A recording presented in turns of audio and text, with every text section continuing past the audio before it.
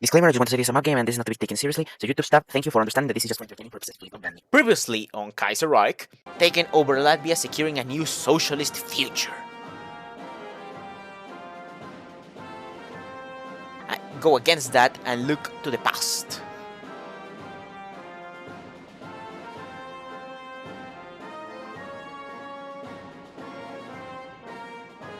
But at long last, with Moscow in our hands and with our choice of sticking with the Bolshevik ideals, we can repudiate the failure of October and re-establish Lenin's vision. Kept the spirit of the party alive.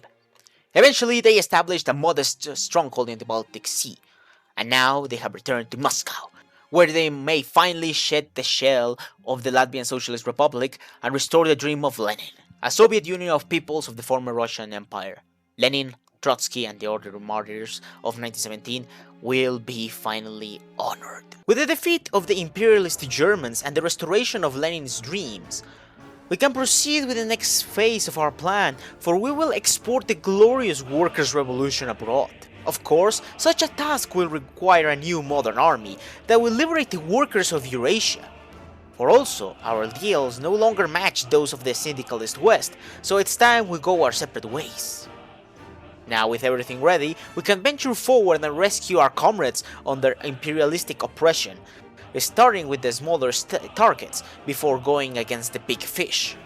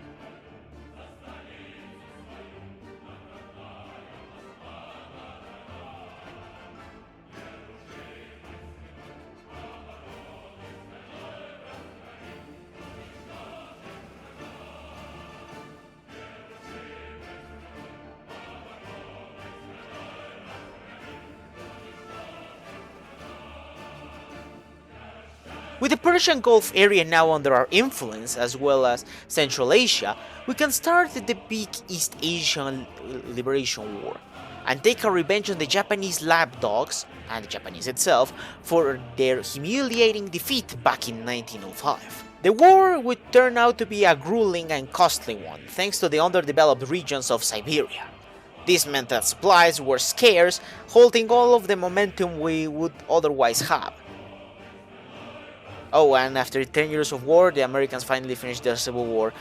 Yikes, that's certainly one of the longest civil wars I've seen. Pushing out the Japanese took longer than originally anticipated, even with the recent building of supply hubs. This knowing full well attrition would be our biggest problem.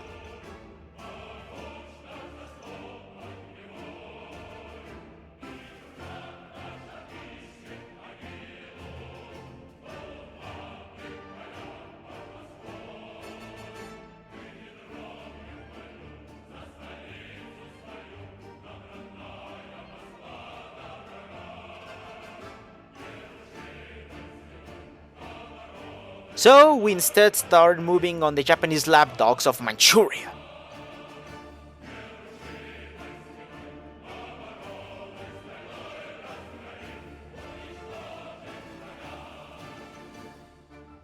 But thanks to our new supply hubs, the Pearl of the East, Vladivostok, was at last retaken by Soviet forces, reversing our fortunes, and now we had an opening to keep pushing into Manchuria and later Japanese-occupied Korea.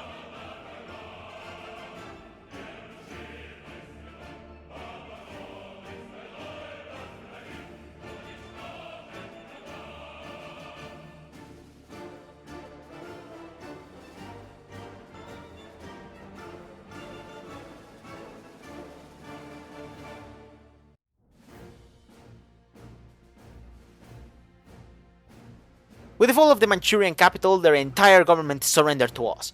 Now, under our control, we decided to re-establish the Kuomintang government.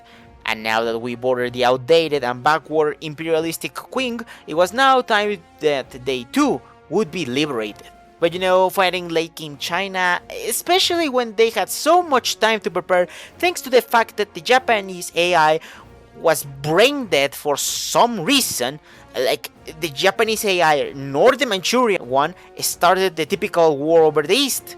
So the Qing, Qing, whatever you want to pronounce them, were able to basically build up militarily, and since they have basically infinite manpower combined with the fact that now they actually have a sizable industry, yeah, that meant that this would be a hellish campaign. Thankfully, we were able to take Beijing in the initial push, but after reaching the Yellow River, God, it was a nightmare. Not only was supply horrible, but the terrain also made it difficult to keep pushing.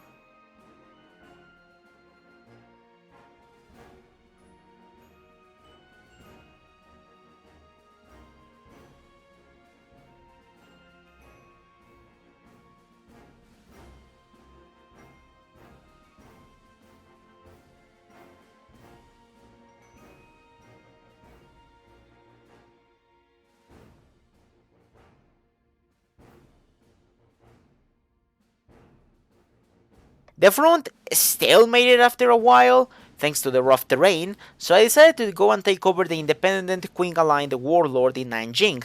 But oh boy, was that a terrible mistake! Those fuckers had sat up in their asses for so long, since nobody attacked them, they had an ungodly amount of entrenchment.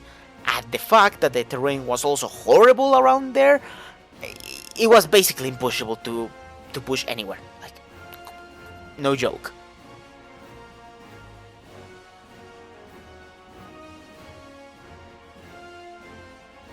The only way I found success was through the use of some medium tanks, but even then, those had limited success thanks to the amount of divisions the Chinese AI spams. Moreover, since I was at war with Japan, that meant that they had complete naval superiority, and because the Qing were not at war with Japan, they used this to their advantage and did a reverse naval invasion of Beijing. This almost spelled disaster for the entire army, since the main supply hub in the region was basically taken. So, in a complete panic, I redeployed more troops from the west to avoid complete doom. Thankfully, the naval invasion was contained.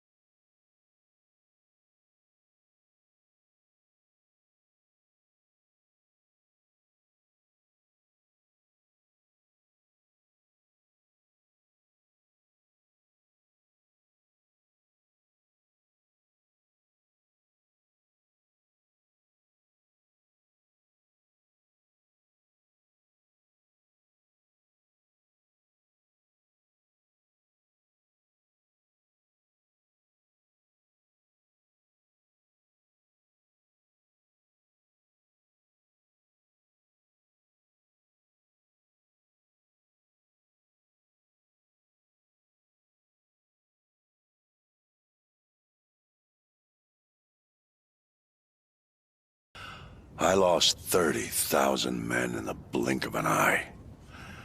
And the world just fucking watched. Tomorrow, there will be no shortage of volunteers No shortage of patriots.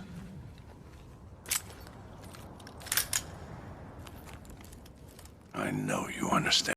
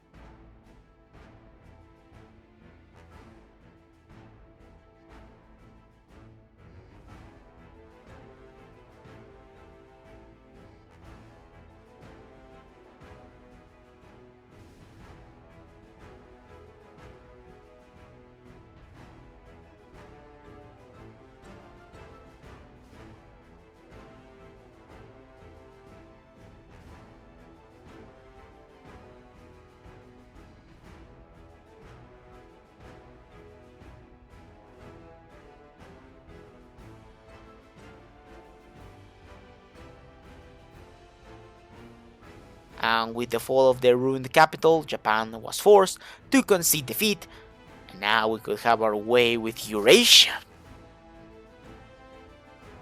Now all there was to do was to incorporate all of our newly liberated land and workers to the all-encompassing Union.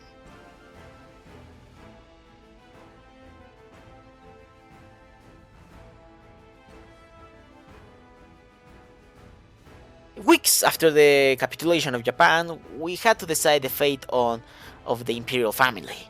Many called for the execution of the imperialists, but if we did that, we wouldn't be any better than them. We had to show the people of Japan that we were not conquerors but liberators. So they were allowed to live on the condition that they would become regular everyday citizens as they should be. Just forget the fact we dropped 3 nukes on their entire country for not surrendering. And so, after some time, all of our claimed land was now incorporated into the Union, gaining cores all over the former Russian Empire, cementing ourselves as the true socialist ideology of the East. And that's the end of the video. I hope you enjoyed this mini series as the USSR, Latvia to USSR liberating the rest of Eurasia, creating a Cold War parallel between two socialistic ideologies, but time will only tell which one will persevere. I really hope you enjoyed the video. If you would like to see more content like this, remember to subscribe as this really helps out the channel. You are dismissed, soldier.